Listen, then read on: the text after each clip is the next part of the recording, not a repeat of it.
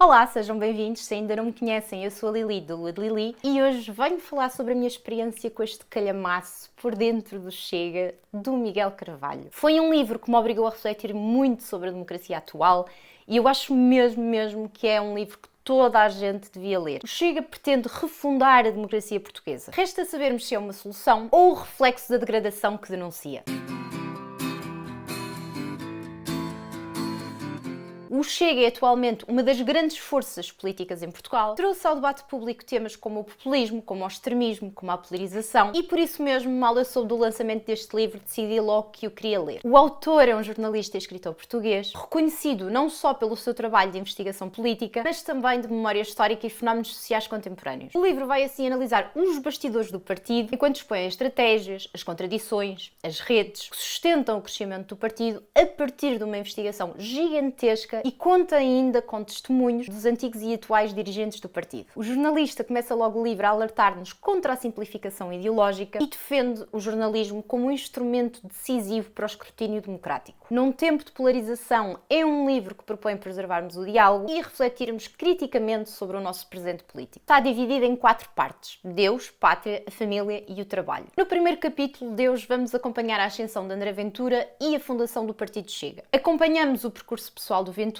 do bullying e da obsessão religiosa à ambição na JSD, passando pelo Benfica, passando pela CMTV, que finalmente lhe deu o protagonismo que ele sempre quis. No livro há vários testemunhos de ex-colegas, de ex-professores, que vão revelando esta ambição dele desde tenra idade, este oportunismo político, enquanto denunciam o seu culto de personalidade. Segundo o autor, Ventura criou o Chega como um projeto pessoal de poder, sem real interesse pela ideologia. Um pequeno pormenor que eu achei muito interessante neste livro e realmente não sabia, foi que André Ventura, na altura que fazia parte do PSD, chegou a votar em Sócrates para primeiro-ministro. Algo que para mim é muito curioso, porque são figuras muito semelhantes em alguns pontos, ambos partilham um carisma muito forte, tem ali uma nuvem de populismo mediático à volta deles e ambos têm esta capacidade de dividir o país entre devoção e rejeição. O autor faz ainda um paralelo entre a figura de Trump e André Ventura. Tal como Trump, André Ventura canalizou a frustração popular, atacou feministas, progressistas, minorias, desviando o foco dos problemas reais, como a evasão fiscal, como a exploração laboral e como a desigualdade. Desde o início, o partido investiu fortemente no uso intensivo das redes sociais, desde a criação de perfis falsos, desde a divulgação de fake news, até mesmo, e infelizmente, aos ataques racistas e xenófobos. Segundo alguns dos testemunhos no livro, manipulam a informação de forma a torná-la favorável ao Chega, chegaram ainda a recorrer a gravações de conversas com políticos e empresários. A sua estratégia eleitoral é muito eficaz e muito simples. Trata-se de explorar os ressentimentos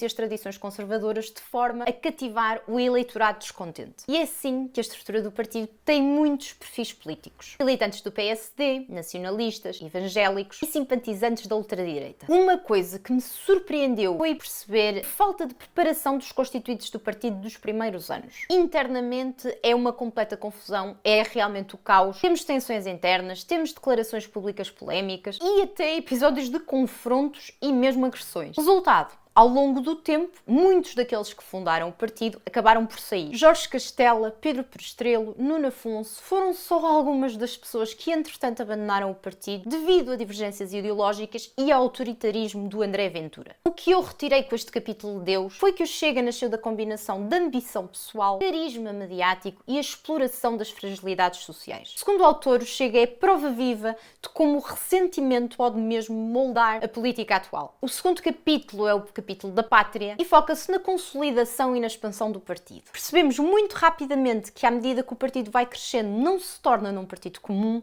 é mais tipo um espetáculo. Conseguiu aqui um fenómeno de criar uma mistura que parece mais um dark romance. Baronesas e condes, ao lado de figuras esquecidas pelo sistema, temos neonazis, temos fanáticos religiosos, temos fanáticos pelo Salazar. Aqui há espaço para toda a gente. Imaginem uma família política que vai da opulência aristocrática à sombra mais negra da história, tudo sobre a mesma bandeira. Eu literalmente imaginei a cena: whisky escar, teorias da conspiração e debates acesos sobre a pátria entre um neonazi e um duque.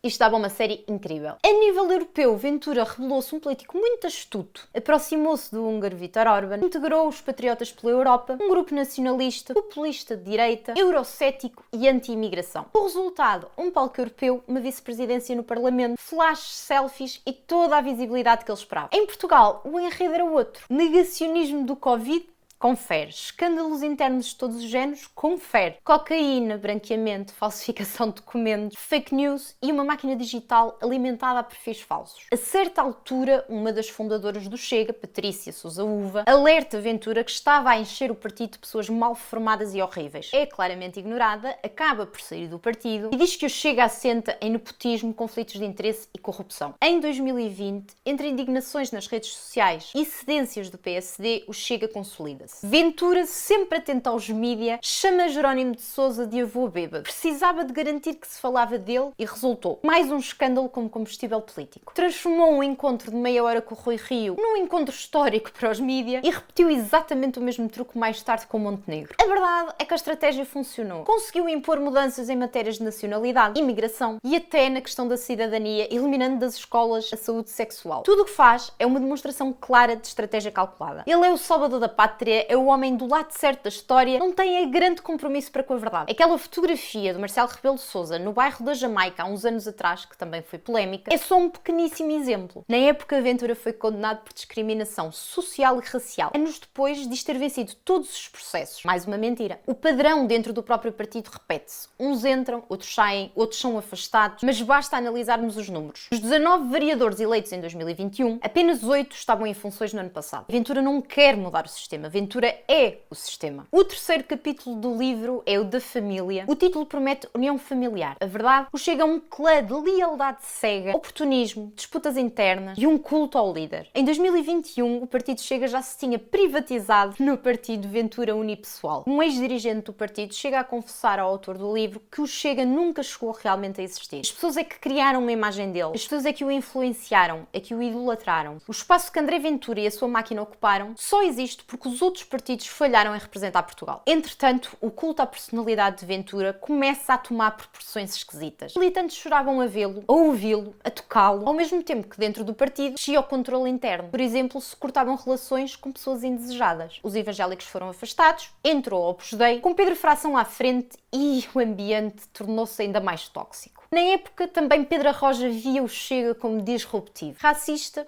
homofóbico, fã de Salazar, contra mulheres em cargos de direção, a favor do trabalho infantil, era ainda um defensor da possibilidade de venda de voto. Sim, ouviram bem, vender o voto. Foi muito claro de perceber para mim, ao longo da leitura do livro, que o Chega atrai pessoas mesmo muito diferentes, de todas as cidades, de todas as classes, mas realmente há aqui um grande número de pessoas assim e não há grande comentário que eu possa fazer sobre isto. A disciplina interna não visa a competência, mas a lealdade. E apesar desta guerra civil de bastidores, o Chega precisava de parecer maduro. No Congresso de Viseu recuperou-se o lema salazarista, Deus, Pátria e Família, ao que o Chega acrescentou orgulhosamente o trabalho. Rui Roque, o defensor do partido da retirada dos ovários a mulheres que tivessem abortado, foi eleito para o Conselho Nacional. Mais tarde reaparece como porta-voz de um grupo ligado a Mário Machado. O ambiente interno era cada vez mais degradante. Tânia fazia as limpezas, tratava dos donativos, tratava da contabilidade do partido e que foi mandatária da campanha de André Ventura, confessa que trabalhou num espaço marcado pela arrogância, pelo machismo e pela xenofobia. O Chega, que se diz um partido antissistema, abre assim as portas ao Opus Dei, à maçonaria e aos oportunistas. Muitos desempregados acabaram por se tornar deputados.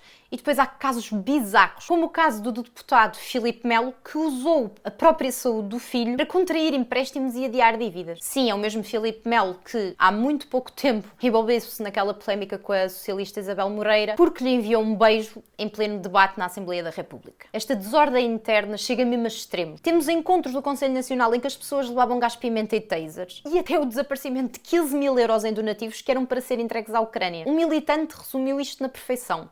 90% dos constituintes são interesseiros. Um ponto importante é que não foi o Chega que criou a xenofobia, não foi o Chega que criou o racismo. Mesmo antes do Chega já havia muitas forças policiais, muitas forças militares que simpatizavam com discursos xenófobos, com discursos racistas e com fake news. E apesar de que por questões legais tiveram que se desfiliar, muitos deles, a instrumentalização destes grupos cria um real risco para a democracia portuguesa. Os influencers são também cada vez mais atores políticos. Em 2023, o youtuber Gonçalo Sousa, patrocinado pela Prozis, elogiava Marine Le Pen e Vítor Orbán em Santarém. Segundo o autor, exibia o perfil de macho tóxico, racista, obcecado por dinheiro e a mulher ideal. O jornalista revela-nos ainda a base financeira do Chega. Aristocracia e famílias abastadas. Os Clasmelos, Champalimon, empresários como o João Bravo e o Miguel Costa Feliz, entre muitos outros. Nos últimos anos, a extrema-direita portuguesa percebeu-se do óbvio, que para crescer precisava de investir no futuro, e o futuro chama-se juventude. Criaram-se dinâmicas de rua, redes sociais muito agressivas, tudo conteúdos pensados para quem até ainda não pode votar. Resultado, os jovens portugueses tornaram-se os grandes propulsores da ascensão do Chega. Alexandre Gazur é mais um exemplo de um influencer de extrema-direita. Espalha antissemitismo, pede deportações, chegou a defender a prisão para quem participasse em marchas LGBT. Há muitos satélites a empurrar a agenda para o radical. Pessoas como o Gonçalo Sousa, pessoas como o Francisco Araújo, fanático de Salazar e defensor do supremacismo branco, é hoje assessor parlamentar do Chega. Já em 2019, Mário Machado dizia que o Chega era o cavalo de Troia para a chegada da extrema-direita no Parlamento. Metáfora certeira, como vemos hoje. Ventura construiu todo o seu discurso à volta desta ideia de limpar Portugal. Limpar dos corruptos, limpar dos imigrantes ilegais, limpar sobretudo dos subsídio-dependentes. Limpar o próprio partido, mais difícil. Tem literalmente 2 imigrantes ilegais eleitos como deputados. Aliás, no livro há casos que me deixaram simplesmente sem palavras. Temos o caso de um deputado do Chega que se gabou a alunos da sua academia em Matosinhos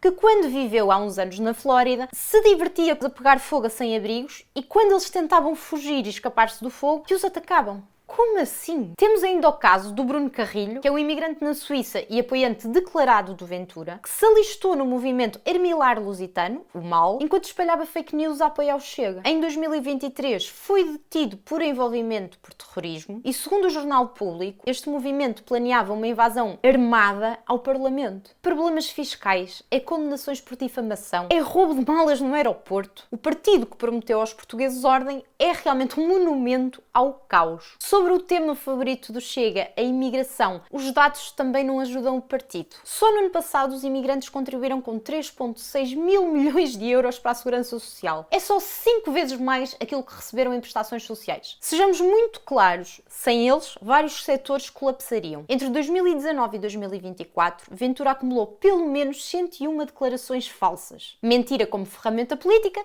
eficaz e sem remorso. Passamos finalmente para o último capítulo, o trabalho, e vemos como a política se deixou de centrar exclusivamente em formalidades. Rita Matias e André Ventura passam a presença digital diretamente para o feed dos mais jovens. No ano passado, Rita Matias publicou um TikTok com um ar maternal, garantindo que o Chega não é um partido fascista, incentivando os espectadores a partilharem os conteúdos do Chega e a pedirem aos miúdos para os convidarem a fazerem participações nas escolas para que eles nunca se sentissem sozinhos. Isto tudo dito pela mesma Rita Matias, que oferece alternativas às mulheres vítimas do feminismo. Hilariante se não fosse cruel. Jovens e principalmente crianças acreditam no que veem no TikTok, muito mais do que aquilo que veem no jornal. O livro aborda um estudo que mostra que 28% dos estudantes preferiam um grande líder forte do que o Parlamento às eleições. Entre 2022 e 2023, Gabriela Amar visitou 60 escolas. Muitas delas encontrou alunos a fazer a saudação nazi. Grandes influencers, como o Numeiro, por exemplo, banalizam o machismo e tornam-se megafones digitais para o populismo. Os jovens sentem esta necessidade de tomar um partido, misturam-se com ideias radicais muito cedo, antes até de formar a própria identidade. Quando questionados sobre o apoio ao Chega, por exemplo, dizem que gostam do programa eleitoral porque é curto, sem palavras caras. Há também uma forte necessidade de validação dos outros e de não se sentirem diferentes dos pares. Líderes jovens, vídeos apalhaçados, campanhas digitais afiadas e promessas de acabar com a política tradicional. O autor cita o historiador Pacheco Pereira. O infoentretenimento é uma droga dura no corpo de uma democracia fragilizada. O Chega não é apenas um partido político. É uma máquina populista digital, alimentada por elites, enraizada em redes religiosas e ideológicas internacionais e movida a episódios que mostram de forma muito clara até onde é que a extrema-direita portuguesa consegue